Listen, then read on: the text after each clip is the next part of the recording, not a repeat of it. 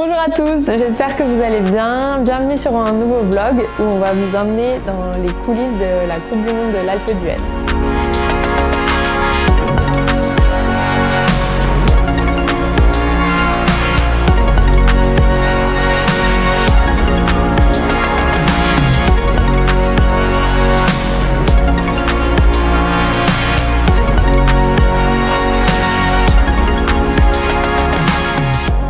Alors les trainings de la Coupe du Monde ont été quand même un petit peu difficiles et éprouvants parce qu'en fait on a enchaîné directement avec la Suède.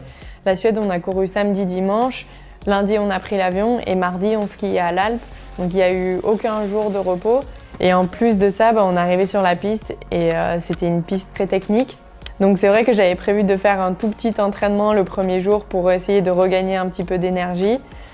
Mais finalement, la piste était tellement complexe que il a fallu taffer un petit peu et déblayer un petit peu le travail pour le deuxième jour de training en faisant quand même quelques runs, repérer les lignes. Le deuxième entraînement a été quand même aussi un petit peu compliqué parce que il a fallu s'adapter à cette piste où j'avais pas des très bonnes sensations. Faut que tu sois juste un poil plus actif sur la réception, mais sinon c'est très bien. C'est bon en temps ou pas? On est pas mal du tout. La piste, elle est la même pour tout le monde, donc il fallait l'accepter, de se dire que oui, elle était difficile, mais je fais du mieux que je peux pour mettre mon run en place dessus. Et ouais, déjà, ça a été, les entraînements ont été un beau casse-tête.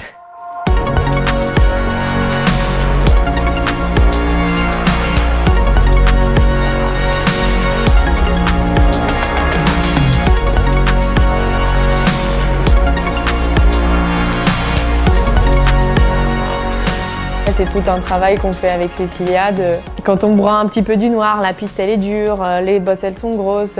Ok, c'est cette acceptation, mais qu'est-ce que je mets en place pour passer au-dessus des bosses qui sont compliquées, du saut que j'arrive pas à bien prendre, quel point technique en fait je mets en place pour passer outre tout ça, quoi.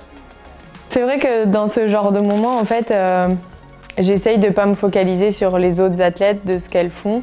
Parce que moi, je sens que je galère et si je les vois faire des choses bien, en fait, ça risque de me faire paniquer. Mais de ce que j'ai vu, quand même, il y avait pas mal de filles qui sortaient et qui n'arrivaient pas à poser des runs. Donc, déjà, ça soulage un petit peu et se dire que je suis pas la seule à galérer, quoi.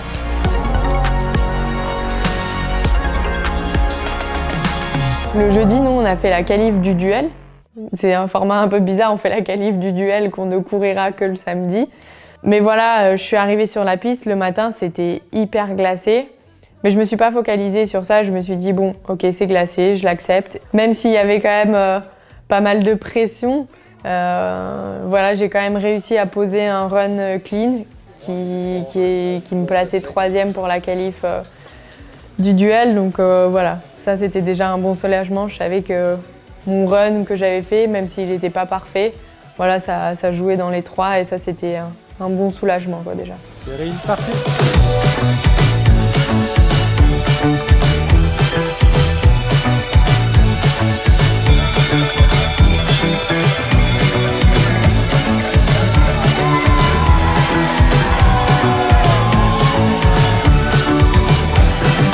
Ça me met en confiance de me dire que de toute façon en course, je sais que je suis capable de poser un run, peu importe les conditions.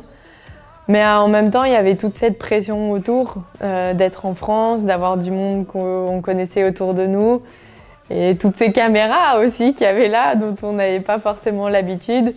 Et en fait, je me sentais vachement regardée et observée et c'est vrai que ça me faisait monter la pression quand même. Au single, en fait, je me sentais bien parce que la piste avait ramolli un petit peu. Et du coup, ça me permettait d'avoir un peu plus de lassitude dans mon ski et de mieux m'exprimer. C'était une neige un peu plus tolérante, si on peut dire. Et ça bouillonnait quand même en moi. Quand je suis au départ, je sens quand même cette boule au ventre, le cœur qui bat. Je me mets dans ma bulle, je mets la musique qui essaye de me détendre le plus possible. Et juste, je me concentre à ce que j'ai à faire sur la piste. Les petits points techniques, je visualise mon run et du coup je sais exactement ce que je dois faire, à quel moment et ça me permet d'être concentrée sur ce que j'ai à faire et de ne pas douter.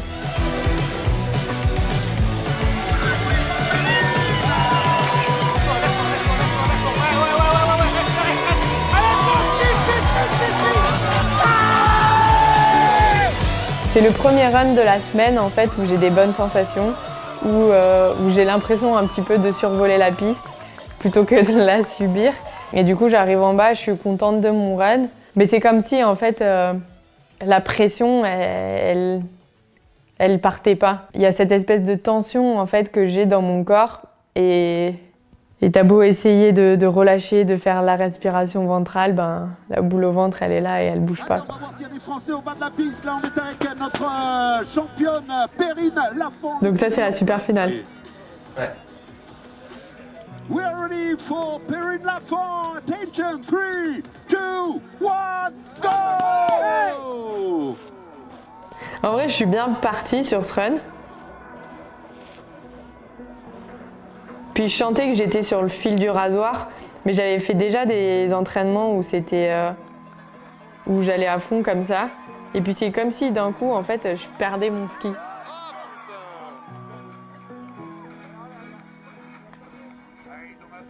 Et là, c'est dur en fait, parce que tout ce que tu dis, oh non, enfin j'étais à 15 secondes de poser mon run. Et pourquoi quoi.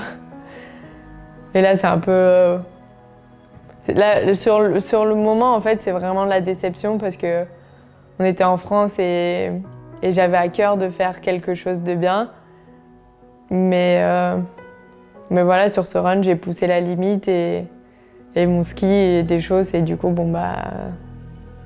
ouais je suis deg quoi. Quand je m'arrête de glisser, la première chose qui me vient en tête, c'est « Oh non, je voulais tellement faire quelque chose de bien ». Et après, en fait, j'arrivais plus à respirer. Et là, c'est vraiment les grosses douleurs dans les côtes et je me dis « Oh non, je me suis pété une côte là, c'est sûr ». Et puis après, j'arrive à me relever et puis la douleur, elle commence à s'estomper petit à petit. Et là, j'avais juste une envie, c'était de rentrer, me mettre au fond de mon lit. Et c'est ce que j'ai fait.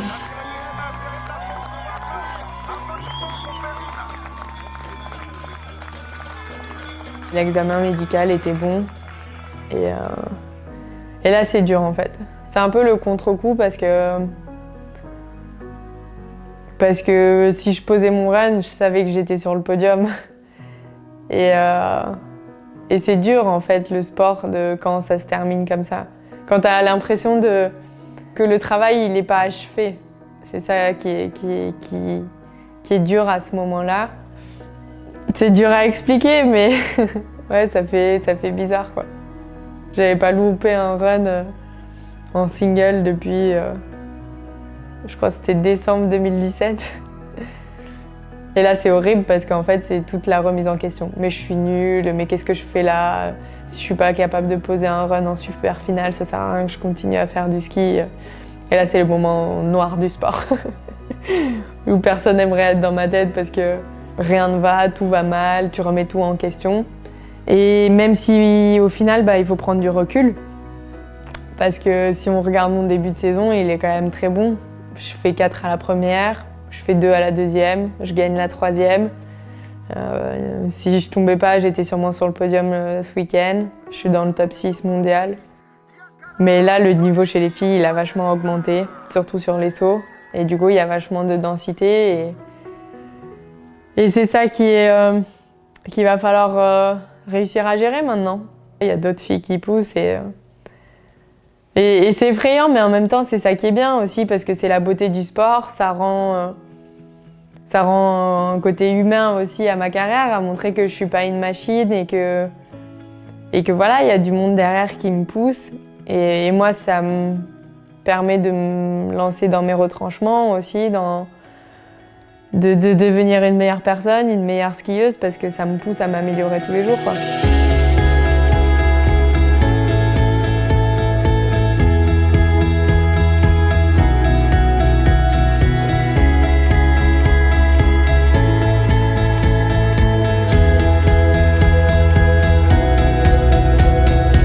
Après la chute, tout le médical a analysé de comment j'étais tombée, qu'est-ce qui avait tapé ou pas tapé. Voilà, ils ont considéré que la tête avait bien tapé et donc c'était un risque de me faire courir avec un petit peu cette épée Damoclès sur la tête, à se dire que bon si je retombais, là je pouvais prendre plusieurs semaines d'arrêt. Et du coup, le choix, il a été difficile à faire, mais il a été vite fait que c'est pas grave de louper une course. Et la priorité, c'est sur ma santé et comment je me remets un petit peu de cette chute, quoi. Il y avait toute ma famille et beaucoup d'amis qui avaient fait le déplacement. Puis il y avait les garçons qui couraient, donc j'allais pas rester cloîtrée dans ma chambre à broyer du noir et à marmonner toute la journée. Donc j'ai mis mes skis et puis je suis allée encourager les garçons, les soutenir, passer des moments avec les personnes qui étaient là pour moi aussi.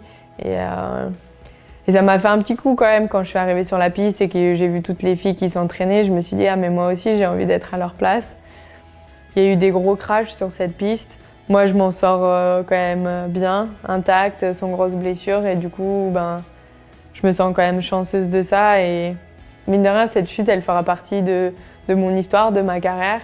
Et je pense que c'est un mal pour un bien aussi, de se dire que là il y avait beaucoup de pression sur cette course et qu'au bout d'un moment, faut arrêter.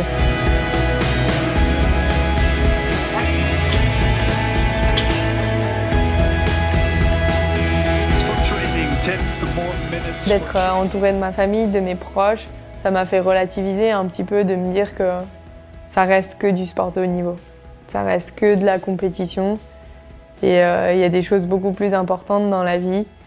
Et du coup, il faut digérer ça et prendre les choses un peu plus, pas à la légère, mais délicatement, on va dire. J'espère que ça vous aura plu, que je vous raconte un petit peu l'inside de ces courses avec du recul. Merci à mon super caméraman, Benoît, qui a pu capter toutes ces belles images ces week-ends de Coupe du Monde. Et voilà, j'aime bien aussi vous montrer que le sport de haut niveau, c'est pas non plus un long fleuve tranquille et que voilà, il y a ces avalanches d'émotions qui arrivent, il y a ces petits couacs qui arrivent. Mais c'est ce qui fait la beauté du sport et c'est pour ça qu'on l'aime aussi.